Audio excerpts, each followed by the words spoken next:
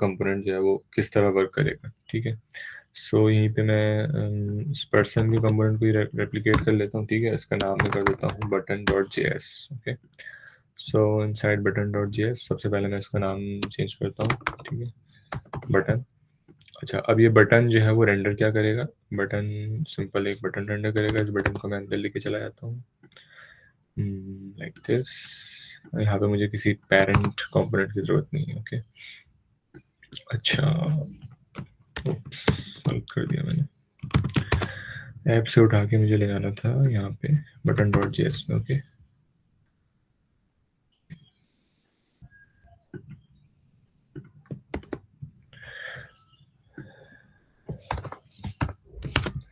अच्छा, अब मैं चाहता हूँ कि इस बटन का जो टेक्स्ट है वो मैं प्रॉप के थ्रू जो है ना वो इनपुट लूँ, सही है। सो यहाँ पे मैंने प्रॉप डिस्ट्रक्चर की हुई है। सो यहाँ पे नेम की प्रॉप आएगी और इस नेम की प्रॉप को मैं यहाँ पे पास कर दूंगा। तो जो भी नाम होगा उस नाम से जो बटन रेंडर हो जाएगा, ओके। और फिलहाल हैंडल फ्लिप को यहाँ पे मैं नल कर देता हूँ। तो ये सबसे पहले इस बटन को कॉल करते हैं एंड सेम डायरेक्टरी में। सो हम डॉट स्लैश करके इसको एक्सेस कर सकते हैं, ठीक है। और ये नेम्ड एक्सपोर्ट है, दैट मीन्स इसका कुछ नाम है। सो ये डिफ़ॉल्ट एक्सपोर्ट नहीं है। सो हमें इसको इस तरह से कर्ली ब्रैकेट्स लगा के अब यहाँ पे हमें बटन कॉल करना पड़ेगा, ठीक है। सो इसी तरह हम कॉल करेंगे बटन को। अच्छा, अब यहाँ से मुझे एक और बहुत ही इम्पोर्टेंट कॉन्सेप्ट याद आया। सो ये सवाल हो सकता है आपके माइंड में आओ, पर्सन का कंपोनेंट जो है वो एक आप कह सकते हैं सेल्फ क्लोजिंग टैग था, ओके। अब अगर मैं बटन की बात करूँ, सो मैं बटन को भी सेल्फ क्लोजिंग टैग कर सकता हूँ, ठीक है, इस तरह से। बट अगर मैं बटन को इस तरह कॉल करूँ और जस्ट अ सेकेंड, यस, अगर मैं यहाँ पे कुछ लिखता हूँ लाइक क्लिक मी, सो कंपोनेंट को कॉल करते हुए इसके ओपनिंग और क्लोजिंग टैग्स हैं उसके बीच में जो भी वैल्यू होगी वो वैल्यू मैं कंपोनेंट के अंदर कैसे अचीव कर कैसे जो है ना वो हैंडल कर सकता हूँ उस वैल्यू, ठीक है।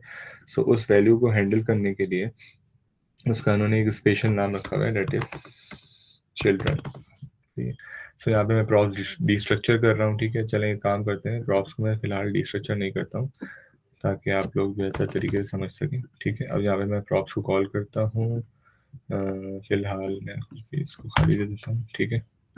यहाँ पे जस्ट मैं प्रॉप्स को कंसोल करता हूँ, ठीक है। यहाँ पे नाम देता हूँ मैं बटन प्रॉप्स एंड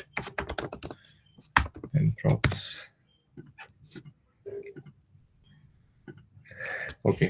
सो अब यहाँ पे आप देख सकते हैं बटन प्रॉप्स में मुझे एक चिल्ड्रन का एट्रीब्यूट मिल रहा है जिसके अंदर है क्लिक मी, सही है। सो ये चिल्ड्रन का एट्रीब्यूट कहाँ से आ रहा है, बेसिकली यहाँ से आ रहा है, ठीक है। यानी बटन को कॉल करते हुए अगर उसके ओपनिंग और क्लोजिंग टैग के बीच में अगर मैंने कोई चीज़ लिखी हुई है तो वो मुझे चिल्ड्रन के अंदर मिलेगी, ठीक है, प्रॉप्स डॉट चिल्ड्रन में। तो मैं अब यहाँ पे ये करूँगा कि मैं बटन को जो भी टेक्स्ट दे रहा हूँ मैं यहाँ पे कर दूंगा प्रॉप्स डॉट चिल्ड्रन, सही है।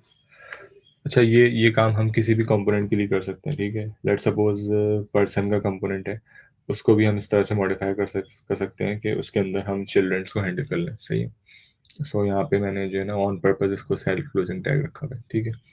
सो यहाँ पे प्रॉप्स डॉट चिल्ड्रन के थ्रू मैंने इस क्लिक मी टेक्स्ट को कंपोनेंट के अंदर जो है वो हैंडल कर लिया और उसको बटन के साथ रेंडर कर दिया, ठीक है। अब मैं चाहूँ तो मैं इस कंपोनेंट को बार बार यूज़ कर सकता हूँ, लाइक क्लिक मी, और कहीं पे अगर मुझे सबमिट करना है कुछ तो लाइक यहाँ पे सबमिट बटन आ गया है, ठीक है। Now this is reusable component, सही है। ऑब्वियसली इस बटन के साथ एक स्टाइल की हम फाइल बना लेंगे, style dot C S S, और उसको लिंक करके इस बटन को स्टाइल भी कर सकते हैं, ठीक है। So for now we are just focusing on React and JavaScript. So browser children के थ्रू मैंने यहाँ पे चिल्ड्रन को हैंडल कर लिया एंड अब यहाँ पे मैं मज़ीद इसके ऊपर कोई और जो है प्रॉप्स जो है पास कर सकता हूँ। बटन के लिए सबसे इम्पोर्टेंट प्रॉप है ऑन क्लिक, ठीक है। अच्छा, अब एक चीज़ मैंने आप लोगों को पहले भी समझाई थी एंड मैं दोबारा क्लियर करवा रहा हूँ। यहाँ पे आपने अगर अपना कोई भी कंपोनेंट बनाया है सो उसमें आप प्रॉप का नाम कुछ भी कर सकते हैं, ठीक है। सो प्रॉप का नाम कैपिटल स्मॉल में कर सकते हैं, एनीथिंग, सही है।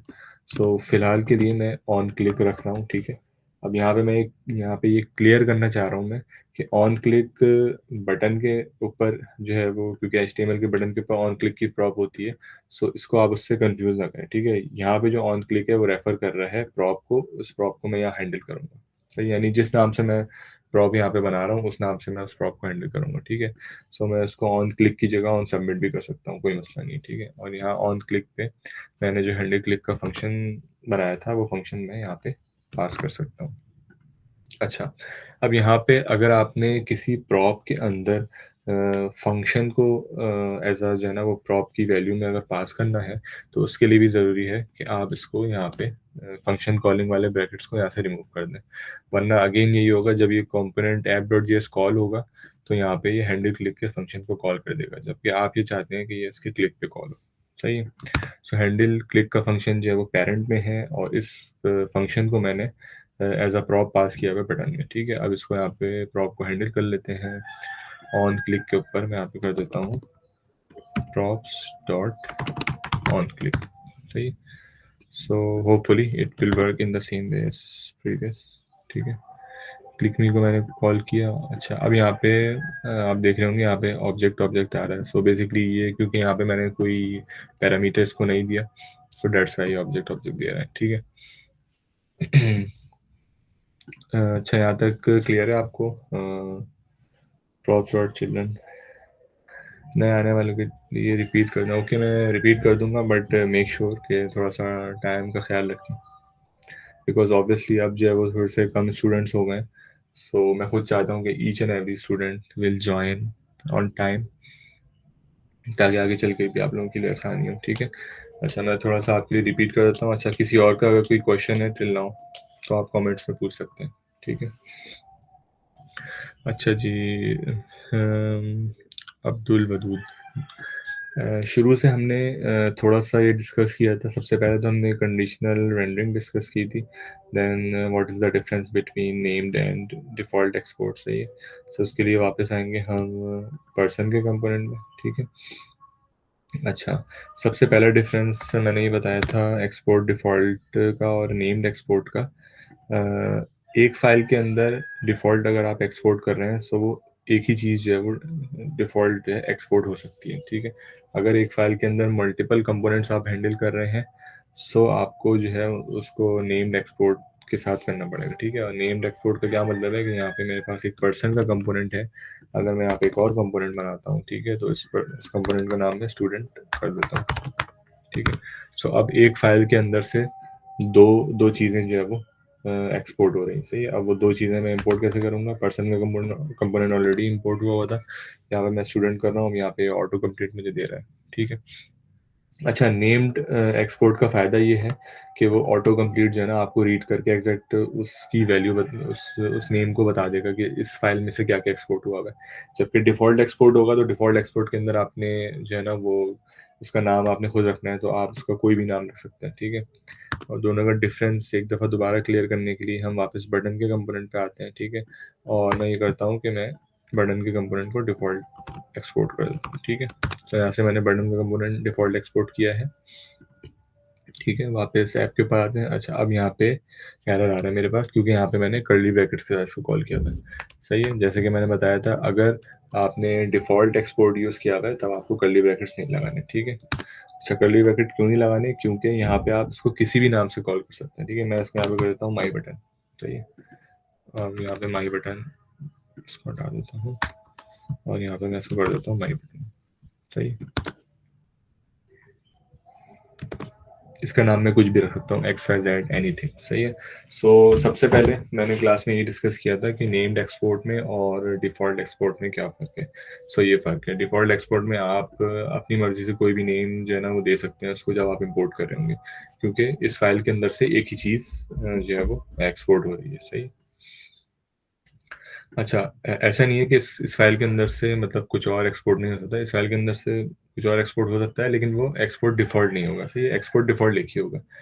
इसको मज़ीद क्लियर करने के लिए यहाँ पे हम एक नया कंपोनेंट बनाते हैं, इसका नाम मैं सिंपली रख देता हूँ न्यू कंपोनेंट, सही है। अच्छा, अब इसको मुझे एक्सपोर्ट करना है, सो इसको एक्सपोर्ट करने के लिए मैं सिंपली इससे पहले एक्सपोर्ट लगा दूंगा, ठीक है। अब आप देखें कि ये मैं किस तरह एक्सपोर्ट करूंगा। माई बटन एज इट इज़ रहेगा, क्योंकि माई बटन जो है वो डिफ़ॉल्ट एक्सपोर्ट है, ठीक है। अब यहाँ पे मैं लगाऊंगा कॉमा और यहाँ पे मैं लगाऊंगा कर्ली ब्रैकेट्स, ठीक है। अब कर्ली ब्रैकेट्स में यहाँ पे मैं लिखूंगा न्यू कंपोनेंट एंड यहाँ पे ऑटो कंप्लीशन ने मुझे दे दिया कि यहाँ पे न्यू कंपोनेंट के नाम से एक्सपोर्ट मौजूद है, ठीक है। सो सिंगल फाइल के अंदर डिफ़ॉल्ट एक्सपोर्ट और नेम एक्सपोर्ट जो है ना दोनों एक साथ हो सकती है, इसमें कोई मसला नहीं है, ठीक है। ये आगे जैसे जैसे हम प्रोसीड करेंगे तो फिर हम देखेंगे कि दोनों का क्या पर्पस है, नेम्ड एक्सपोर्ट आपने कब यूज़ करनी है और डिफ़ॉल्ट एक्सपोर्ट आपने कब यूज़ करनी है, ठीक है। फिलहाल के लिए फंक्शनैलिटी वाइज दोनों में कोई डिफरेंस नहीं है, दोनों एग्जैक्टली सेम है, ठीक है, जस्ट कॉल करने का तरीका अलग है। ऑलराइट।